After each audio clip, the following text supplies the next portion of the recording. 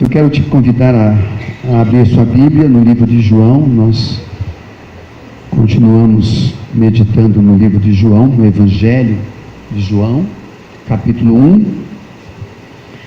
E hoje nós vamos ler o verso de número 14. João 1,14. Glória a Deus. Diz assim: e o Verbo se fez carne e habitou entre nós, cheio de graça e de verdade, e vimos a sua glória, glória como do unigênito do Pai. Amém? Que Deus nos ajude e nos abençoe com essa palavra. Nós, até esse momento, até o versículo 13, do verso 1 até o verso 13, João, que é o escritor desse evangelho, ele descreve a vida do Verbo antes, na eternidade passada. O Verbo é Jesus Cristo. Ele é identificado como sendo Jesus Cristo. Como já disse para os irmãos num culto anterior, que a palavra no original do verbo é logos, que foi traduzido como sendo verbo. Verbo é porque Jesus é a palavra de Deus. Ele é a ação de Deus. Uma certa vez, Filipe disse para Jesus: Senhor, mostra-nos o Pai, e isso nos basta. Mostra-nos Deus, o Pai, e nós estaremos satisfeitos. A Bíblia diz que ninguém nunca viu a Deus. Por quê? Porque Deus é Espírito. Deus não é feito de carne e sangue como nós.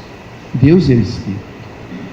Deus é aquele que pode estar em todos os lugares.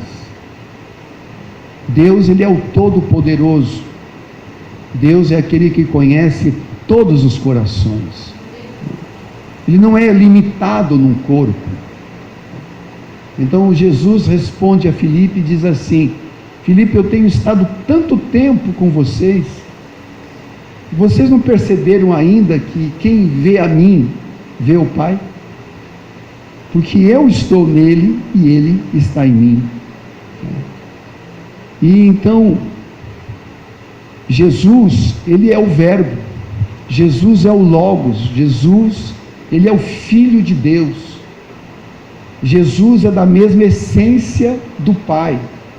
Ele não é um homem comum, embora ele tivesse um corpo comum, mas ele não era comum. A gente viu nesses versículos passados, e eu me surpreendo, viu, irmãos, com a sabedoria de João. Porque João era um homem simples, era um pescador. E quando você começa a estudar o livro de João, você vê a profundidade do ensino de João. Uma coisa, olha, tremenda, maravilhosa. Tudo aquilo que ele tem ensinado aqui nesse primeiro capítulo. Então nesses primeiros versículos que nós lemos, como eu disse, do versículo 1 até o versículo 13, João está descrevendo o Verbo antes de vir, na eternidade passada.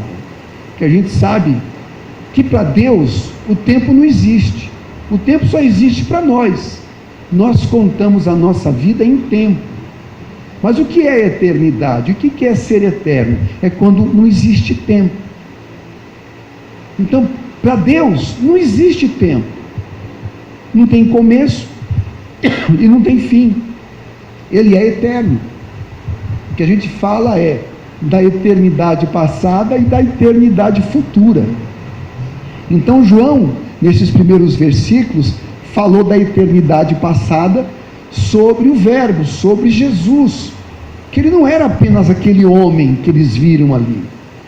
Quando ele escreveu esse evangelho, muitos anos depois da morte de Jesus, Ele quis mostrar isso, que aquele que estava lá, aquele que andou entre eles, não era simplesmente aquele homem que estava ali. Ele mostra claramente no seu evangelho que ele, em primeiro lugar, o que Jesus, a gente já viu isso, mas eu vou só reforçar para os irmãos, que Jesus, por ser o Filho de Deus, ele também é eterno. Jesus estava desde o princípio. Jesus não nasceu ali na manjedoura, não nasceu ali em Belém, naquele momento ele veio a existir. Não, ele é pré-existente. Outra coisa que ele mostra claramente, que Jesus não só é eterno, mas ele é divino. Ele não é um homem, ele é Deus. E a terceira coisa que mostra a respeito de Jesus, que além dele ser eterno, além de ele ser divino, ele também é criador. Uma característica de Deus, uma característica divina. A Bíblia diz, esse é um mistério que nos foi revelado pelo Novo Testamento, é que Jesus, ele foi aquele que criou todas as coisas. Nada do que foi criado sem Jesus. Ele criou todas as coisas, ele é o executor de Deus, ele é ali a pessoa que executou os planos de Deus. Ele estava no princípio com Deus, na eternidade, ele já era eterno. Então até o versículo 13 ele gasta o tempo mostrando a eternidade de Jesus, a divindade de Jesus e o poder da criação que estava também em Jesus. E a partir do versículo 14, nós lemos agora, ele entra com um novo aspecto. Ele diz, sabe esse verbo? Ele se fez carne.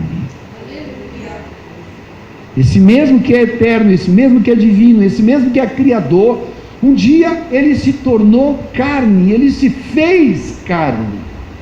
Então Jesus vem para ser como nós. Ele veio para estar entre nós. Ele nasce do jeito que nós nascemos. Para ele poder fazer o que ele fez nesse mundo, ele não poderia fazer como espírito. Ele teria que fazer sendo alguém semelhante a nós.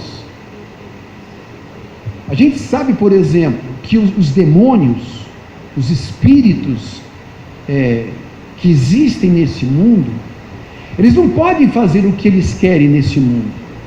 O diabo, ele não tem, vamos dizer, liberdade para ele fazer o que ele quer nesse mundo, porque também eles são seres espirituais. Para que o diabo faça alguma coisa nesse mundo, ele tem que tomar o corpo de alguém. Ele tem que entrar no corpo, porque ele não tem a legalidade de fazer nada, porque esse mundo que nós vivemos é o mundo dos homens. Deus entregou a autoridade desse mundo aos homens lá no Gênesis. Então o diabo, para agir no mundo, ele precisa usar os homens. É a única maneira que ele tem de agir nesse mundo. Ele não pode agir apenas como espírito, fazer o que ele quiser como espírito, não, ele precisa agir através dos homens. E a gente vê, por isso que Deus, no caso, teve que se encarnar. Para ele fazer a obra que ele fez, ele precisa ter o corpo de carne. E isso é muito importante. Por que João dá uma ênfase grande a isso? Você sabe que o Evangelho de João foi escrito muito tempo depois da morte e ressurreição de Jesus. Não foi logo em seguida, foram algumas décadas depois que Jesus voltou ao Pai. E quando isso aconteceu, estava entrando na igreja primitiva, lá no primeiro século, lá no começo da igreja, entrou na igreja uma das piores heresias da história, que hoje é conhecido por ser o gnosticismo. Gnosticismo foi como eu disse, uma heresia terrível, porque ela nasceu dentro da igreja. Não é uma heresia que nasceu fora da igreja, nasceu dentro da igreja. Então, o que é o gnosticismo? O gnosticismo significa conhecimento. E os adeptos, então, dessa heresia eram chamados de gnósticos, ou seja, aqueles que detêm o conhecimento. O que esses gnósticos faziam? Não dá para eu dar todos os detalhes, vou dar alguns principais aqui sobre os gnósticos, que eles trouxeram sérios sofrimentos para a igreja. Por quê? Primeiro, que eles se declaravam apóstolos. Os primeiros homens que surgiram desse movimento, eles se declaravam apóstolos. Você vai entender que uma boa parte do Novo Testamento que foi escrita, você vai perceber que eles estão combatendo exatamente o gnosticismo. Quando João está escrevendo esse evangelho, o gnosticismo já tinha crescido muito dentro da igreja. Existiam igrejas gnósticas. O que eles diziam? O que esses líderes, esses profetas gnósticos diziam? Olha, vocês não entendem o evangelho, nós entendemos, nós sabemos a verdade, não é para qualquer um. Se vocês querem conhecer o evangelho, vocês precisam vir estar conosco, nós vamos ensinar. Existiram vários gnósticos conhecidos, como Marcion. Um dos mais famosos foi um tal de Mani, que se tornou maniqueu, que criou uma doutrina do maniqueísmo, que vocês devem ter ouvido falar. Mas Mani foi um dos mais terríveis dos apóstolos do primeiro século, porque ele escreveu cartas, igualzinho ao apóstolo Paulo escreveu. Ele escreveu diversas cartas também, e ele começava a carta dizendo assim: Mani, apóstolo do Senhor Jesus. Era assim que ele começava. E como é que ele se apresentava? Ele se apresentava como sendo o consolador que viria. Ele se apresentava como sendo aquele que Jesus identificou, como nós sabemos que foi o Espírito Santo, o Paráclito. Ele dizia que ele era o Paráclito, que havia de vir, e Deus mandou ele para ensinar a verdade. Então ele começou a abrir igrejas, e muitos cristãos foram enredados, levados por essa mentira. Por isso que você vai ver, se você estudar as cartas apostólicas que nós conhecemos aqui, você vai ver que grande parte desse ensino que era dado era exatamente para frustrar esse movimento terrível que estava nascendo dentro da igreja, né? Uma das coisas que esses gnósticos ensinavam, por exemplo, você tem uma ideia do ensino deles, eles ensinavam o seguinte: que Jesus e o Logos eram pessoas distintas, eram coisas distintas, que Jesus era apenas um homem comum, que o que acontece com Jesus é que vem o Logos do céu e entra em Jesus. Porque eles não aceitavam, na verdade, que o Logos pudesse se tornar carne. Eles eram totalmente contrários a isso. É impossível Deus se tornar carne. Então eles pregavam exatamente o oposto, que Deus não poderia se tornar carne. De jeito nenhum, não pode. Como é que o Deus, o Espírito, vai virar carne? Você percebe que a heresia não é coisas novas. Ele pega coisas que já existem e torcem as coisas, né? Então eles diziam que lá no batismo, quando Jesus está saindo das águas, que a gente sabe que veio o Espírito Santo sobre Jesus, os gnósticos ensinavam que naquele momento foi o Logos que vem, o Verbo divino que vem e entra em Jesus, e a partir daquele momento Jesus já não é mais o mesmo, porque ele recebeu um Espírito do Deus Altíssimo que entrou nele. E quando Jesus morre ali na cruz, então ele diz que o Logos foi embora e o que ficou ali foi o Jesus. Então eles separavam, eles ensinavam isso. E é por isso que a afirmação aqui de João é tão categórica, quando ele diz que o Verbo se fez carne. Não era duas pessoas, era uma pessoa só. Por isso que Jesus dizia: quem me vê a mim, vê o Pai, porque eu estou no Pai e o Pai está em mim. Então esse movimento gnóstico foi terrível, porque eles procuravam mostrar que para você alcançar Deus, você tinha que ouvir os gnósticos, você tinha que ouvir o ensino. Todo o ensino de Deus estava com eles eram os mestres. Então você imagina que situação é essa. Se você vivesse naquela época, você ia acabar dizendo: não, se você quer ouvir, tem que ouvir fulano, ele é um gnóstico, ele sabe, ele é detentor do conhecimento, e você vivia à mercê deles. Eles dominavam, já dominar muito. Então, durante o primeiro século e parte do segundo século, eles deram muito trabalho, porque graças a Deus, com o tempo, eles foram perdendo a força, porque foram se levantando homens de Deus, que foram enfrentando eles e pregando a verdade, a palavra, e isso foi quebrando todo o poder que eles tinham. Até hoje, irmãos, existem gnósticos, até hoje, esse movimento não parou lá, até hoje, né? Hoje a gente vê aí quantos gnósticos, às vezes você vê alguns cartazes, né, de gnose, não sei se vocês já viram, até hoje, fala: venha para o conhecimento, tem lá as pessoas que ensinam sobre a gnose, o conhecimento, o verdadeiro conhecimento, sabe, e as pessoas são aqueles antigos gnósticos, né, mas que o Evangelho acabou anulando parte do poder, da influência que eles tinham naquele tempo.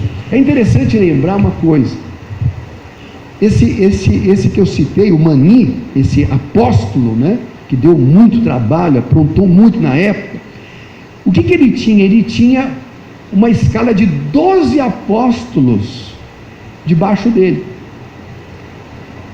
E quando eu li sobre isso, eu me lembrei do G12, né? Que não tem mais do G12, né?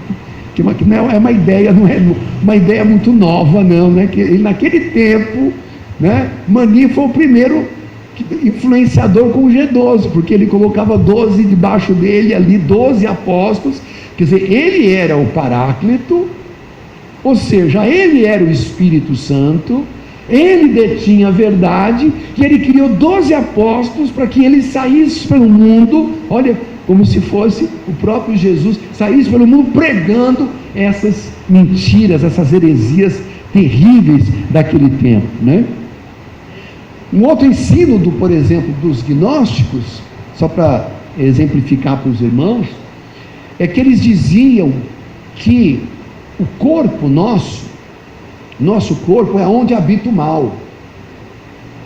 Ele dizia que a nossa alma não tinha nenhuma influência da carne, nenhuma. Não importa o que eu faço com o meu corpo, eu posso fazer o que eu quiser com o meu corpo. Eu posso até me prostituir, eu posso fazer qualquer coisa, eu posso pecar, porque isso não vai influenciar de maneira nenhuma a minha alma. Esse era um ensino, e com esse ensino atraía muita gente, né? Então, outra das coisas que você vai ver Paulo contestando constantemente é isso.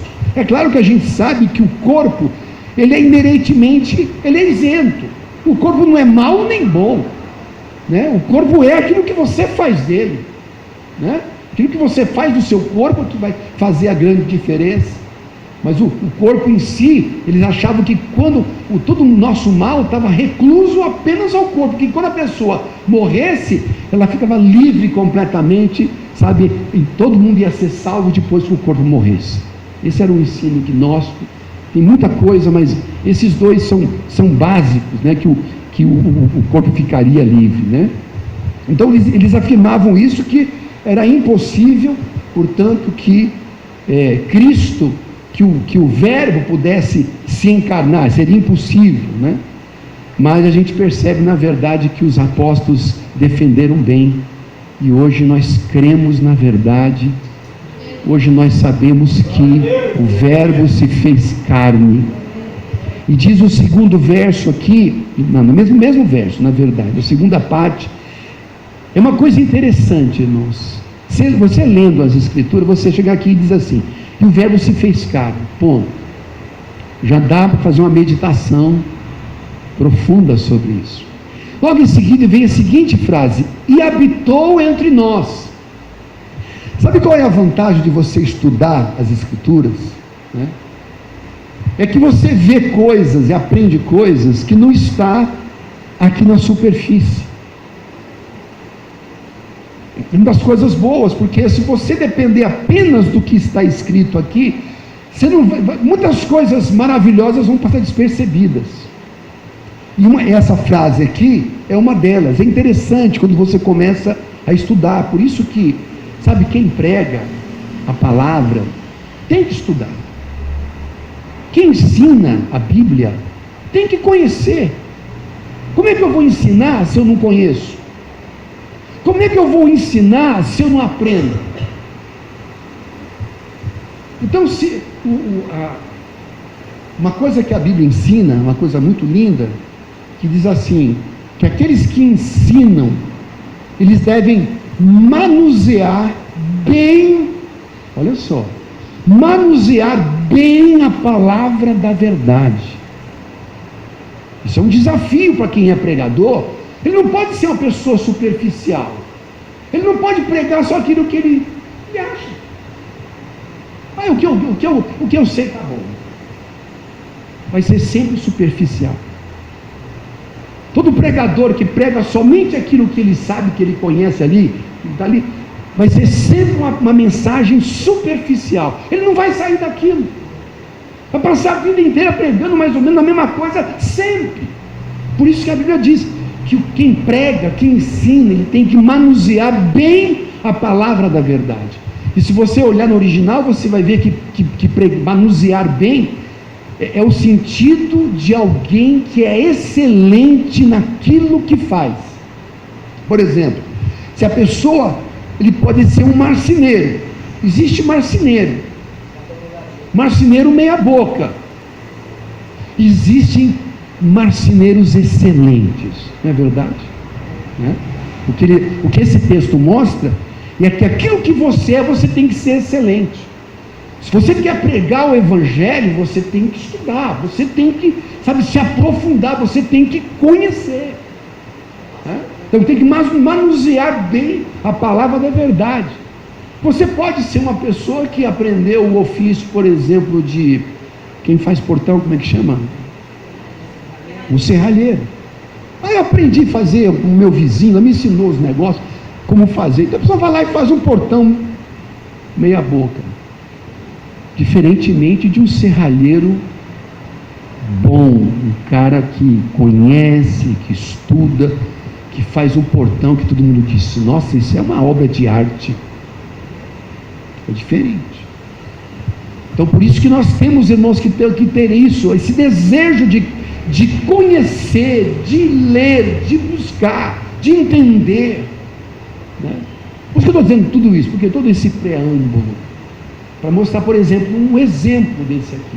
Por exemplo, esse verso aqui, quando você vai buscar mais aprofundadamente, ele diz assim, e habitou entre nós.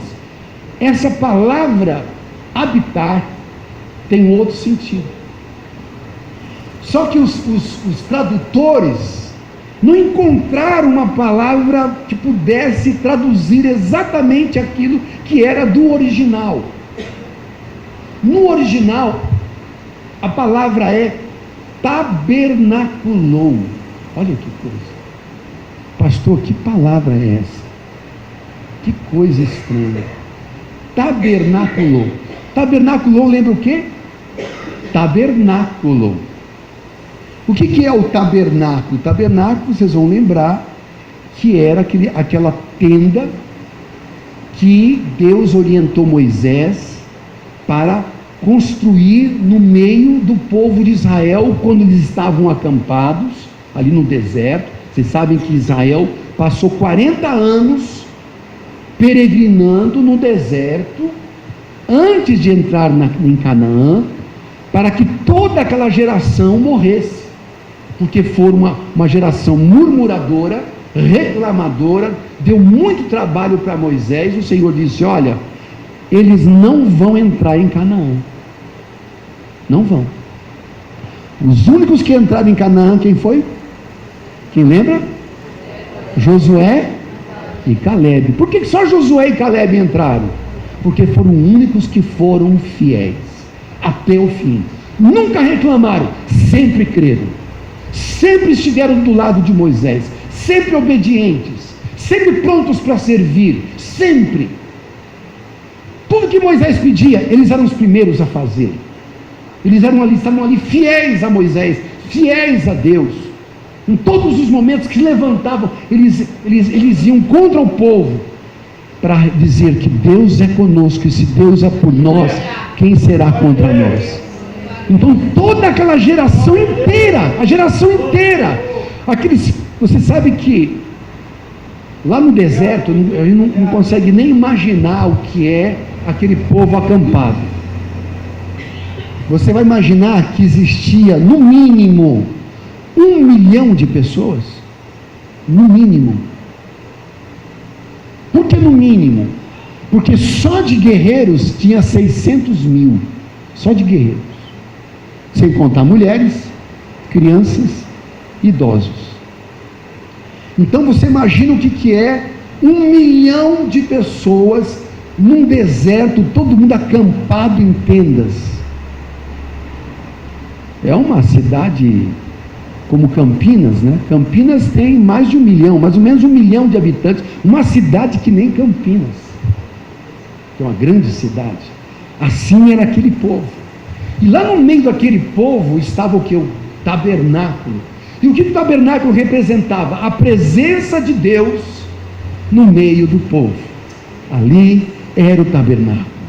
Quando eles levantavam, eles olhavam de perto ou de longe, eles sabiam que a presença de Deus estava naquele lugar. Ali era o símbolo da presença de Deus no meio do seu povo. Por isso que João, na sua sabedoria, aqui dada pelo Espírito Santo, nesse momento, é que ele diz que o verbo se fez carne e tabernaculou entre nós. Ele é como se fosse a nossa tenda.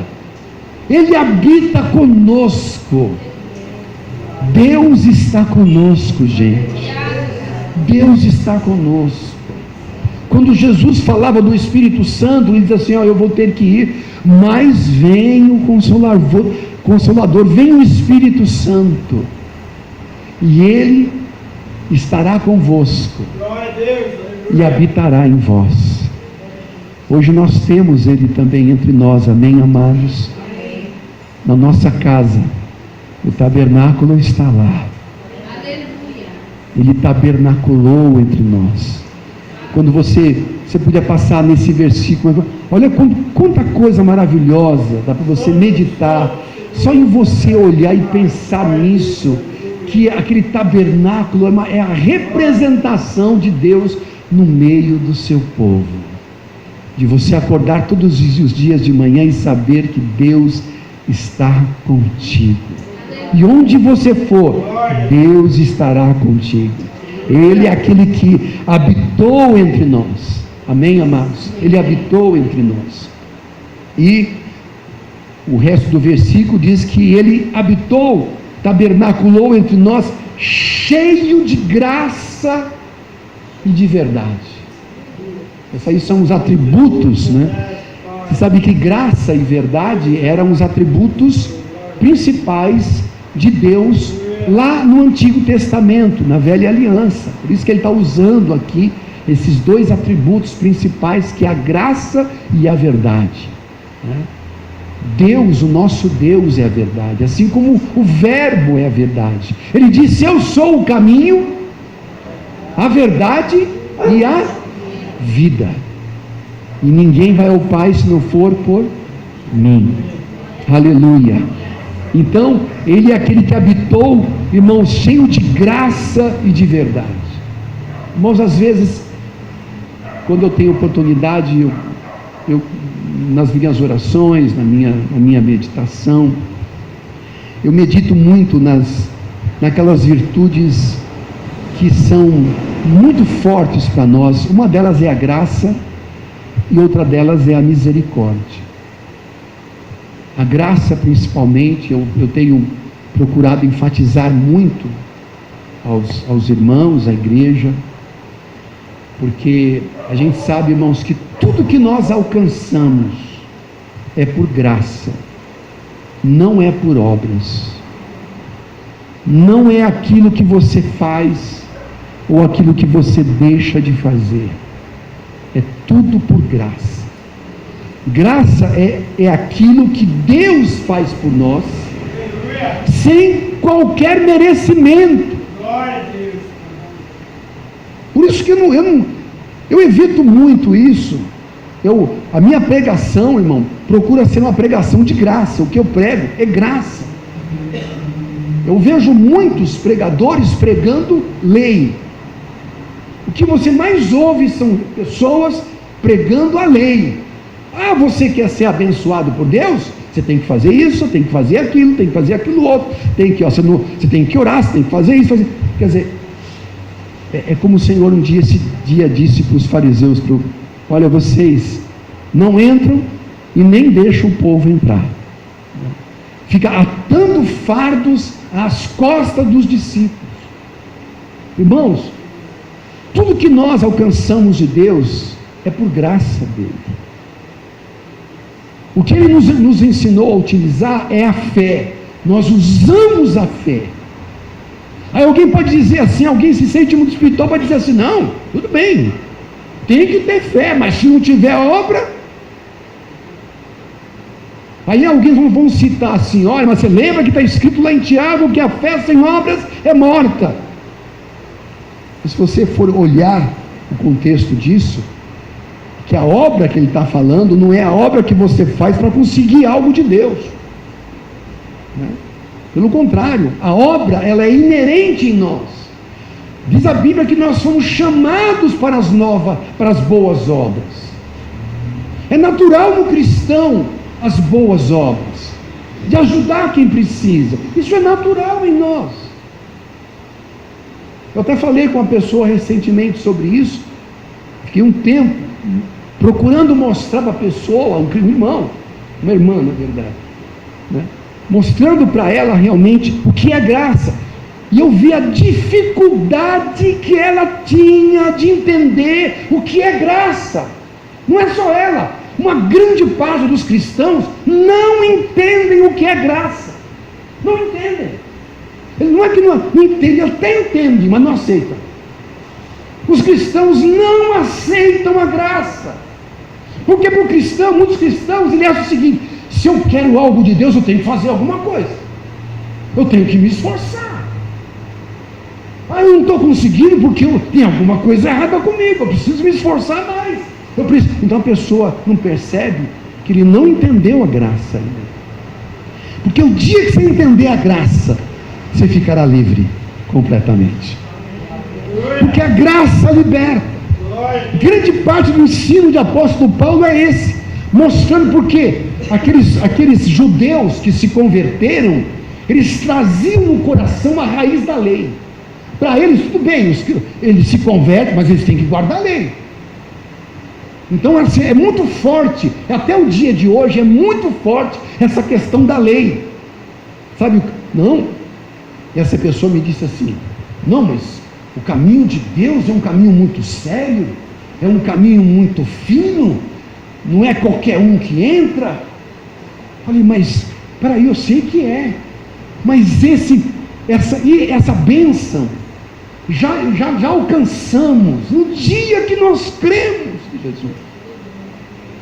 Porque a salvação não é algo que eu vou alcançar lá no fim. A salvação eu já tenho hoje. Eu já sou salvo. Nós já somos salvos. E as pessoas querem falar, não, mas uma coisa que eu ouço muito, quando eu ouço é porque pessoas que não entendem, não conhecem a palavra, quando a gente diz assim, uma vez salvo, sempre salvo. Isso aí é da reforma protestante. Isso aí estava no coração dos reformadores. Isso é uma coisa clara, óbvia, bíblica. Porque a salvação, por que não se perde a salvação? Não se perde a salvação porque a salvação é fruto da graça e não das obras. Se fosse de obras eu poderia perder, porque a lei era assim: se vocês não fizerem isso, vocês vão perder. Se vocês não obedecerem, vocês vão perder. Então a salvação, a bênção, tudo de Israel estava ligado aonde? A lei, o cumprimento da lei, até o dia que veio Jesus Cristo. Eu vim para cumprir a lei. E Jesus cumpriu a lei. E nós hoje somos frutos da graça de Deus. Então nós sabemos, irmãos, que não é por aquilo que nós fazemos. Eu não posso perder algo que me foi dado gratuitamente.